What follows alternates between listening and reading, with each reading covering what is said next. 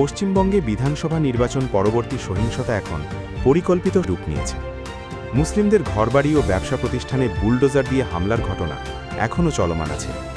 কেন ভারতকে আন্তর্জাতিক মানবাধিকার লঙ্ঘনের দায়ে অভিযুক্ত করছে বিশ্বের বিভিন্ন মানবাধিকার সংগঠন? ভারতে সম্প্রতি বিভিন্ন রাজ্য বিধানসভা নির্বাচন পরবর্তীতে যে সহিংসতা ছড়িয়ে পড়েছে, রাজনৈতিক প্রতিহিংসার জেরে দার্জিলিং ও উলুবেড়িয়া সহ পশ্চিমবঙ্গ জুড়ে মুসলিমদের ওপর সুপরিকল্পিত ধ্বংসযজ্ঞ চালানো হচ্ছে। মসজিদে হামলা, লুটপাট এবং বুলডোজার দিয়ে বসতবাড়ি গুড়িয়ে দেওয়াকে উগ্র হিন্দুত্ববাদের নগ্ন বহিঃপ্রকাশ হিসেবে অভিহিত করেছেন তারা। ১৯৪৭ সালের পর থেকেই ভারতে মুসলিমরা ধারাবাহিক নির্যাতনের শিকার।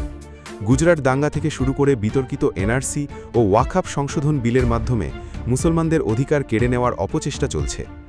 আধুনিক ভারতের স্থাপত্য ও বিজ্ঞানে মুসলমানদের অনস্বীকার্য অবদান থাকা সত্ত্বেও আজ রাষ্ট্রীয় ছত্রছায়ায় এই পদ্ধতিগত নিপীড়ন চালানো হচ্ছে।